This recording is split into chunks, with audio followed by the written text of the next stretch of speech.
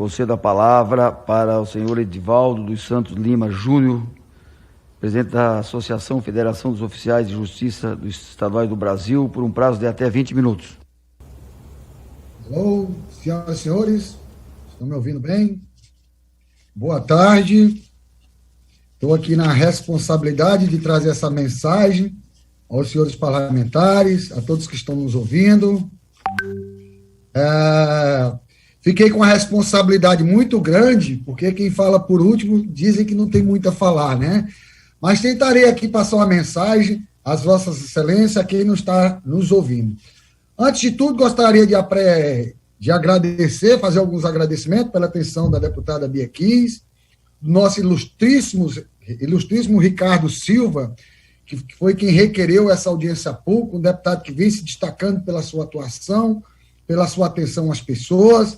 Deputado Ricardo, um grande abraço, tenho muito apreço por Vossa Excelência. Quero aqui agradecer também o deputado Biratan Sanderson, a deputada Érica Cocai, que fez explanação agora há pouco, de maneira perfeita, colocando os pingos no i, com relação ao serviço público. A deputada Maria Rosário, senhores deputados que estão presentes, senhores convidados, nobres oficiais de justiça, todos os participantes dessa audiência pública. Eu fiz por onde não fazer texto, até mesmo porque eu gosto de trazer aquilo que está sendo debatido, né? Quando eu participo desses movimentos, dessas audiências públicas, eu gosto de trazer o que está sendo debatido, e por isso não me atentei a fazer texto, mas sim trazer uma explanação.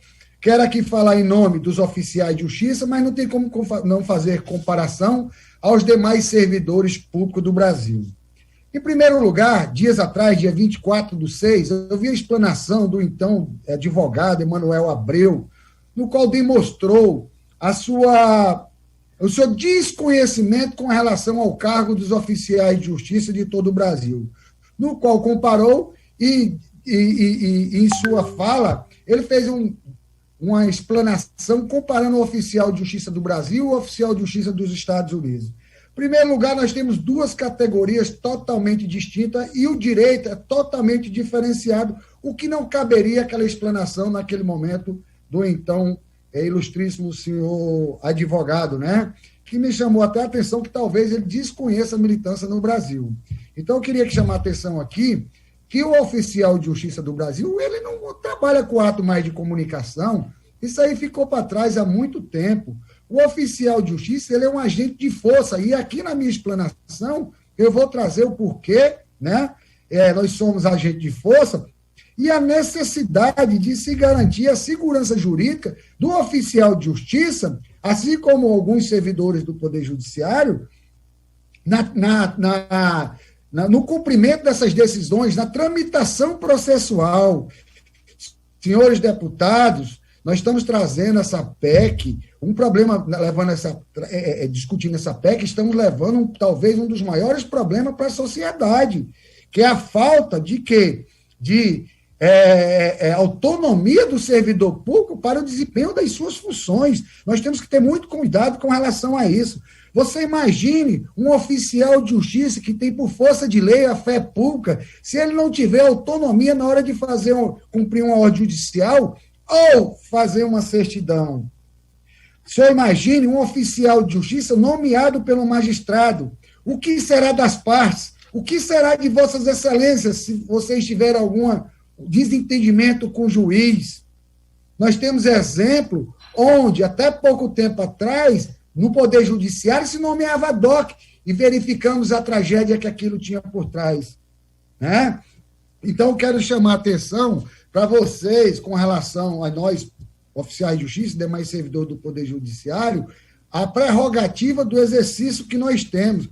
O oficial de justiça, ele tem fé pública, onde o Supremo Tribunal Federal já disse que a fé pública do oficial de justiça deve ser respeitada e só pode ser contestada através de prova robusta e indiscutível. Então, como é que nós vamos trazer para uma gama desses servidores uma estabilidade frágil, igual querem colocar com a PEC 32? Nós temos que ter muito cuidado com isso. Eu estou aqui, senhores, representando 32 mil oficiais de justiça que, além das suas missões institucionais, têm um papel social muito forte para a sociedade. Hoje, nós visitamos, em média, 320 mil famílias. E vocês querem conhecer a lamúria da sociedade? Pergunte ao oficial de justiça. O oficial de justiça, por vezes, ele é a única ponte de comunicação que existe entre o judiciário e o Estado juiz. Por vezes, as partes elas pegam uma revelia de um processo judicial porque sequer tem o dinheiro para pagar um transporte público. Quantas e quantas vezes eu fui cumprir mandados e dentro da minha prerrogativa e dentro do conceito que eu tenho de consciência social, eu tive que dar o dinheiro da passagem, de ida e de volta, e por vezes o lanche para aquela parte não pegar uma revelia. Então, nós temos uma relevância muito grande perante a sociedade. A pobreza, por muitas vezes, leva, inclusive, uma parte a pegar, responder um processo sem sequer dever. E aí entra a função social do oficial de justiça. Eu não sei onde é que é vantagem. Falar que o servidor público recebe vantagens.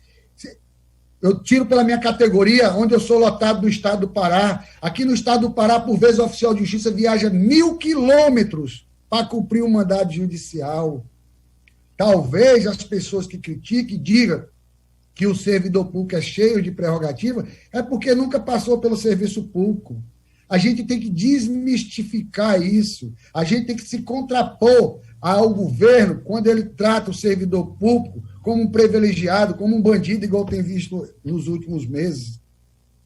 Quero dizer às vossas excelências, quem conhece a sociedade é o oficial de justiça, e por vezes os servidores dos fóruns, principalmente no interior. O oficial de justiça, ele não é apenas um servidor comum, ele é um agente de inteligência. Se não, vamos ver lá os artigos que dizem lá no CPC, no CPP e na CLT. A nossa carreira de Estado está discriminada nas codificações já existentes. Um agente de Estado, ele se caracteriza pelas suas atribuições. Nós temos as nossas atribuições de buscas e apreensões de coisas e de pessoas, prisões, condução coercitiva, arresto, desapropriação. Nós somos um agente de arrecadação do Estado. Vossas Excelências talvez não saibam, mas só uma força-tarefa do TRT-2, essa semana, os oficiais de justiça conseguiram arrecadar 100 milhões de reais aos cofres públicos. Por vezes, as prefeituras e os próprios governos, eles dependem dessa força-tarefa e dessa prerrogativa de agente de arrecadação do oficial de justiça para arrecadar para as suas secretarias, para as suas prefeituras, enfim. O oficial de justiça também é um arrecadador do Estado. O oficial de justiça está inserido no seu poder de polícia lá quando fala que ele é obrigado a manter a ordem nas audiências, né? Tudo acima do que eu falei caracteriza atos tipo de Estado. Ou seja, o oficial de justiça é um agente de Estado. Ou não, diante do que foi dito. Então, eu quero chamar a atenção para Vossas Excelências com relação a essas prerrogativas e os deveres que nós temos. Vi agora há pouco a explanação, perfeita explanação do doutor Gustavo, procurador do município de Recife, né? Ele sabe muito bem, tem essa ciência do papel importante que nós temos para a sociedade, desse papel social, a pacificação social. Por vezes, o que a parte quer não é nem o que está dentro dos autos, ele quer uma atenção do Estado, ele quer um desabafo, e ali você consegue resolver problemas que se arrastam na justiça, você retira um custo altíssimo para a justiça de que é um processo judicial. O oficial de justiça, sem um reconhecimento de carreira de Estado, rompe o poder estatal de manter a ordem. Por quê? Porque é através do oficial de justiça que o Estado entra na casa das pessoas, na casa de terceiros, na casa das partes.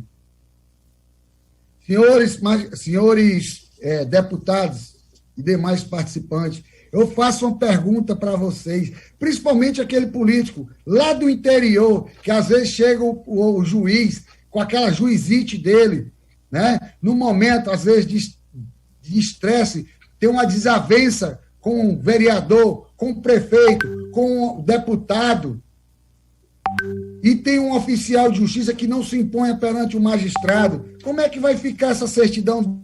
Como é que vai ficar esse cumprimento dessa ordem? Eu trago aqui uma reflexão para Vossas Excelências com relação a isso. Um político que tem um desafeto com o juiz e o oficial de justiça ou servidor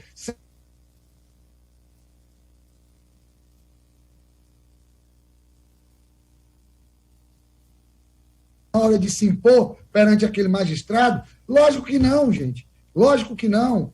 Então, nós temos que ter muito cuidado com relação a isso. Eu digo aqui um caso que aconteceu no Pará, no qual um menor, saiu uma busca e apreensão de um menor e tinha interesses ocultos por trás daquilo lá, e o menor confessou ao oficial de justiça que, por vezes, ele era espancado, ele era molestado, e tinha toda uma pressão por trás do oficial de justiça para o cumprimento daquela ordem judicial. E o oficial de justiça, por ter a sua estabilidade, o poder de fé pública, ele certificou os fatos, não cumpriu o mandado. E foi em cima dessa certidão que o desembargador reverteu aquela ordem judicial e deu ganho ao oficial de justiça. Na Paraíba, nós tivemos um caso, dias atrás, de um juiz insatisfeito com os servidores e os oficiais de justiça. Tivemos um caso, dias atrás, de um juiz insatisfeito com os servidores e os oficiais de justiça. Ele representou 30 vezes na corregedoria contra esses servidores. Você imagine se esses servidores não tivessem estabilidade. Por quê? Porque o juiz queria que os servidores fizessem algo que não estava normatizado pelas suas corregedorias e pela legislação. Então, a gente verifica a necessidade de termos conhecimento e termos cuidado com relação a essa PEC. Senhores e senhoras, nós acreditamos na reforma da CLT e a sociedade pagou caro. Nós temos 14 milhões de desempregados. Cadê o resultado da reforma trabalhista? Nós fomos vítima, nós fomos assaltados com essa reforma previdenciária, da Previdência. Pelo contrário, o grande problema da Previdência, todo mundo sabe que foi o desvio de finalidade. Então, nós temos que passar isso para a sociedade. Agora vem a PEC administrativa, com o desmonte do servidor público. A PEC 32 é o maior projeto de emenda constitucional mais inconstitucional que eu já vi.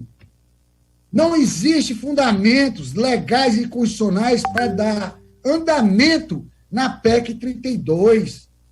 Eu não vou entrar nesse mérito mais da constitucionalidade, porque está mais do que debatido e comprovado a inconstitucionalidade dos dispositivos da PEC 32. A sociedade ela vai pagar mais uma vez caro por conta dessa PEC 32. O resultado, eu dou vários exemplos. E eu queria fazer constar nessa audiência pública, a Vossas Excelências, e desmistificar e desmentir as pessoas que estão a favor dessa PEC e dizer que o Brasil tem o menor índice de servidores públicos do mundo. Nós temos um dos maiores, o menor comprometimento de verba pública com o servidor público do mundo. E nós temos um detalhe, nós temos os melhores servidores públicos do mundo.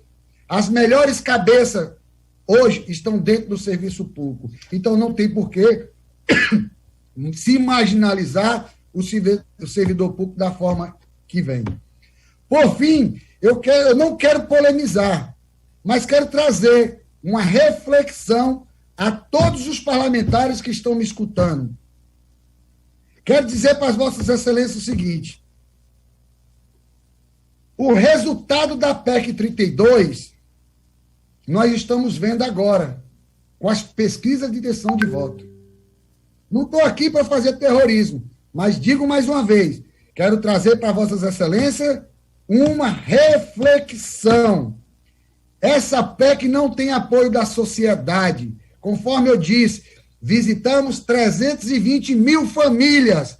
Talvez seja a maior categoria do Brasil e do mundo que estão dentro da casa das famílias. Em nenhum momento nós estamos vislumbrando ou verificando apoio da sociedade a essa PEC. Vocês sabem por quê? Porque a sociedade vai pagar um preço muito caro, muito caro. Por isso que eles querem um exemplo, vão nos estados onde já existiram terceirização. Nós temos os exemplos e os reflexos disso aí, as OS que não deram certo, alguns estados que terceirizaram professores. Nós temos o Detran aqui no Pará, quer ver o que é um desserviço para a sociedade? Venha visitar, eu fazer uma transferência de um veículo aqui no Detran, foi terceirizado. Reclamavam porque você ficava meio-dia na fila do Detran para fazer uma vistoria e fazer uma transferência. Hoje você gasta 10 dias e às vezes você chega lá e você não consegue. Você não tem para quem responder, reclamar, você não tem resposta. Que outro exemplo?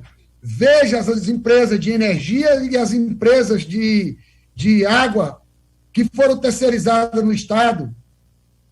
Essas pessoas hoje prestam desserviço à sociedade. Então, nós temos que ter muito cuidado com relação a isso. A PEC não tem o apoio da sociedade. Está mais do que claro. Diante disso, senhores,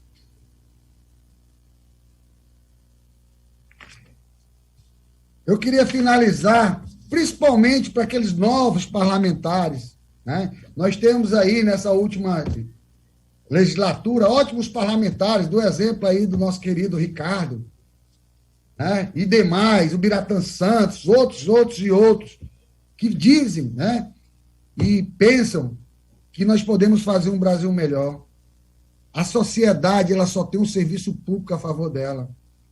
Outro exemplo, nós verificamos agora na pandemia, todas as privadas OS colapsaram.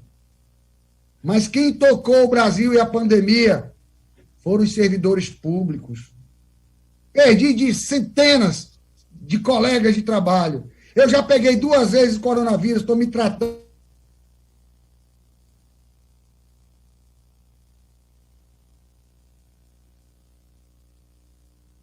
Em cemitérios, fazendo exumação, que muitas vezes o serviço público, o patronal, sequer me dá uma máscara para me trabalhar. Mas colegas lá fazendo exumação, sendo contaminados, levando a decisão judicial para salvar vidas. Isso o governo não fala. Tem que falar, tem que mostrar aqueles enfermeiros. Só aqui no Pará foram 80 médicos que morreram na linha de frente. O governo não fala isso. Mas está estigmatizando. Pegando as palavras do parlamentar, a granada está dentro do bolso do governo, não está dentro do bolso do servidor público. Então, eu acho desnecessário, quero aqui falar em nome da minha categoria, acho desnecessário, no meio de uma pandemia, no meio onde os servidores estão dando suas vidas para cumprir com o seu mistério, o governo apresentar e esse parlamento aprovar um texto inconstitucional conforme esse da PEC 32. Então, quero agradecer a todos, quero agradecer aos senhores parlamentares, quero agradecer os participantes, mais uma vez ao deputado Ricardo, que foi o requerente do nosso pedido de audiência pública, e fica aqui a reflexão. Peço aos senhores deputados que reflitam com relação a essa PEC. Meu muito obrigado a todos vocês. Concedo a palavra para o doutor Edivaldo dos Santos Lima Júnior para as considerações finais.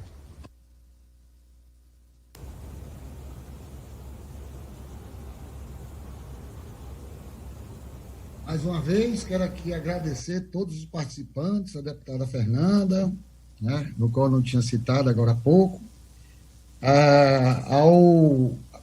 a grandeza do debate, né? O debate foi muito grandioso, tenho acompanhado esses debates no dia a dia. Enfim, o recado e a insatisfação da população, nós já estamos vivenciando, porque quando você pega um projeto tão antidemocrático, um projeto tão inconstitucional como a PEC 32, e você leva até a sociedade, e essa sociedade ela se manifesta de forma contrária, isso aí é o quê? É um termômetro para a gente sabermos se estamos certos ou estamos errados.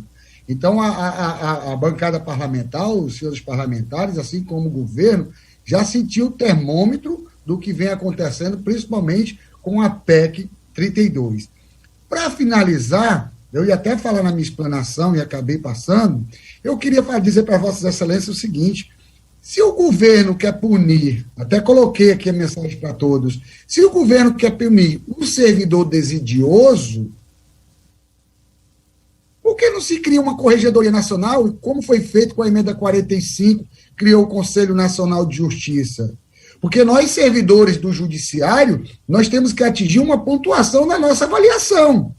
Se nós não conseguimos, durante o ano, tirar aquela pontuação, nós não progredimos. Nós ficamos 3 anos sem poder progredir e fazer uso de uma melhor remuneração. Inclusive, um dos critérios que tem lá é atendimento ao público e estudo. Você tem que estudar, porque o estudo é uma fonte de informação que você tem que passar para terceiros. Então, existe mecanismo, existe já tudo descrito nas normas, na própria Constituição, nos nossos regimes jurídicos únicos. Se o servidor não preenche os requisitos legais, aplique-se o 177, o inciso 15 da Lei 8.112. Então, nós temos mecanismo para que possamos aprimorar o serviço público nacional. Então, não é a PEC 32 que vai fazer isso. Pelo contrário, a PEC 32, além de inconstitucional, vai prestar um desserviço à sociedade. Deixo aqui meus agradecimentos e muito obrigado a todos e sucesso. Saúde e paz para todos vocês. Muito bem. Muito obrigado. Gostaria de fazer agradecimento especial, meu nome, em nome da presidente da CCJ, a deputada Bia Kiss, todos os representantes das entidades que participaram das audiências realizadas e também aos deputados sempre presentes. Obrigado, deputados e deputadas.